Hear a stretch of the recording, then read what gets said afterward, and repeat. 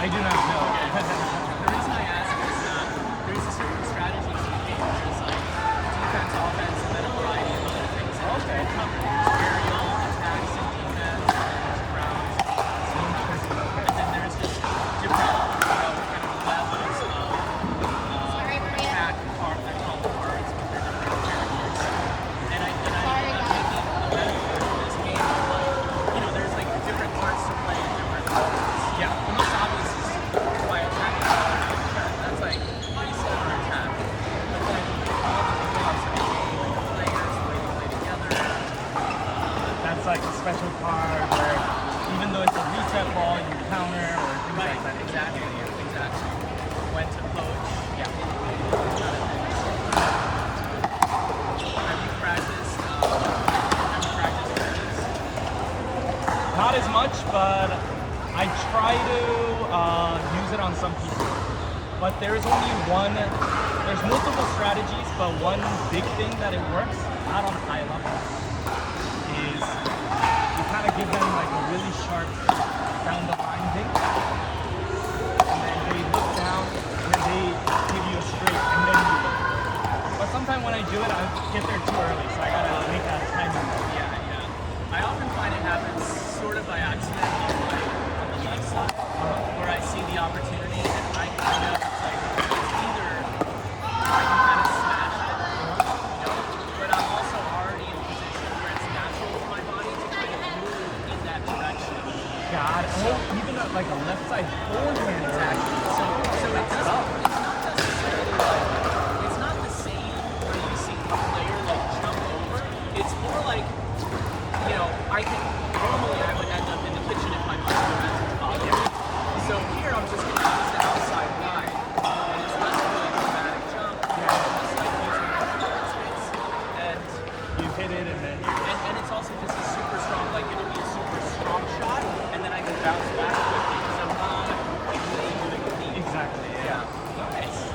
I actually haven't seen that much, but that's if you can do it, you have the what do you call it, the physical gift to do that too. So. It's good to notice like it works really well. Yeah. There are some. I think it happened when I saw a pattern against certain players who were just leaving the ball there. They were putting the ball high enough in the corner where if I'm running forward and attacking it, I can go faster to the corner to the net. Normally I wouldn't because all of that momentum would then put me in the kitchen. But I can like do that, jump across, stuff like that. I've tried, I think another big like change or like unlocking a step in my game is shifting from winners. Like I think this is a winner. Just taking that out of my mind. It's always coming back. Always coming back. And I think for like probably 6 to 9 months, I played a game where I just would watch a ball come back and not be able to do. Oh, exactly. You're not for the next I was just mesmerized by the shot. So just wiping out that idea of. That's true. Always tough though.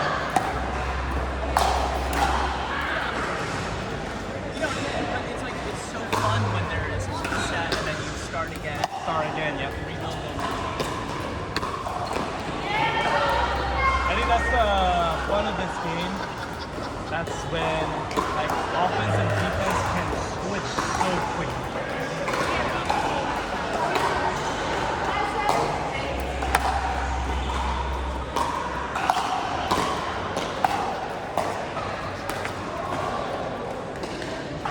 Watching Jordan play, and I've played against him, I'm just like now noticing how he like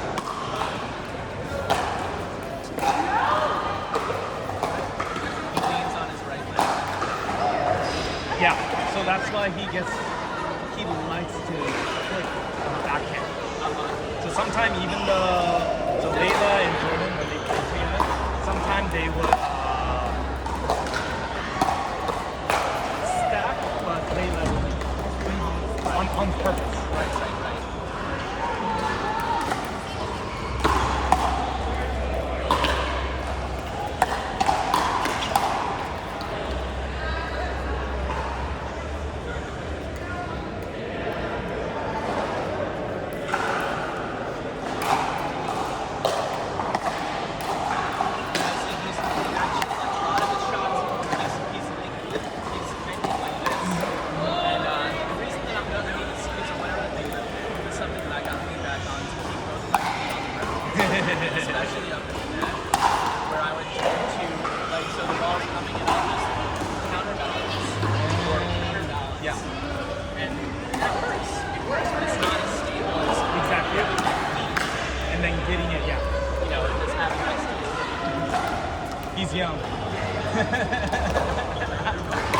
They're both young, yeah. I think 24, 25.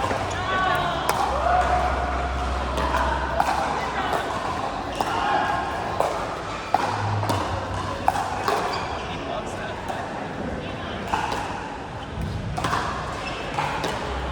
So I noticed I have a hard time with it's a volley, forehand volley when the ball is dropping. I'm trying to pick it up. I think I made that. I have to figure out a different target.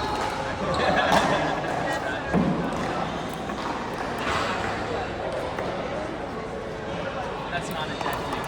That was the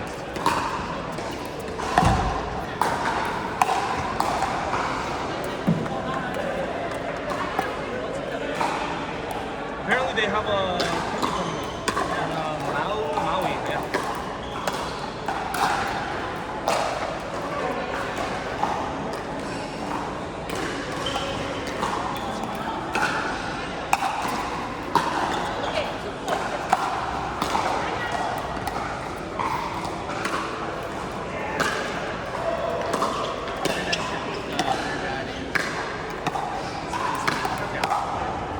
I think that's he got it them started.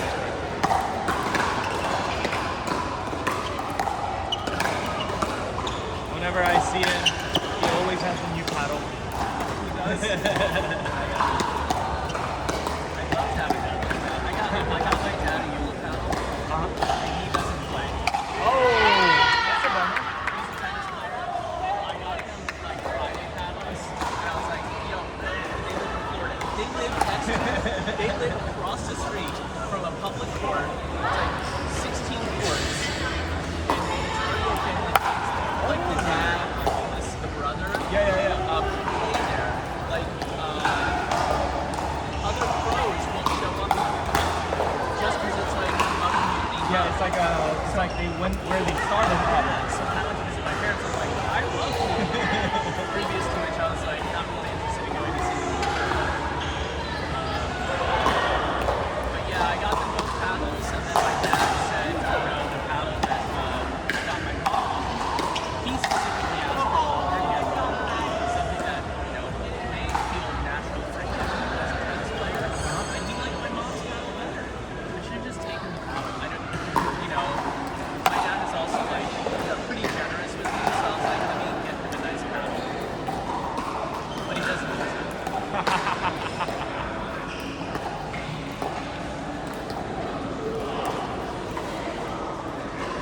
I mean, if he starts playing, he will understand that he will eventually like Yuma and then eventually go, yeah. He's committed to he likes his desk, he likes working.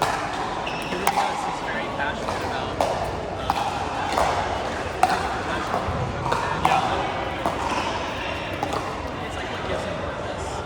He's technically retired. He's been technically retired for like 5 or 6 years. Oh, really? Like stupid. Still like going hard. Just Really cool. won't stop. Anyway, so for him, like physical sports, it's like he wants to, like I took him to play here, and his hamstrings seized up. So he's like, I don't want to injure myself. Oh, I see, He's like, yeah. I want to make sure that I feel good day out. And big sports are like that. Like I know that when I started to get calf cramps. That was like for a couple of months before it worked itself out. I see, yeah. Because it really depends on, yeah. Because you get used to it, yeah.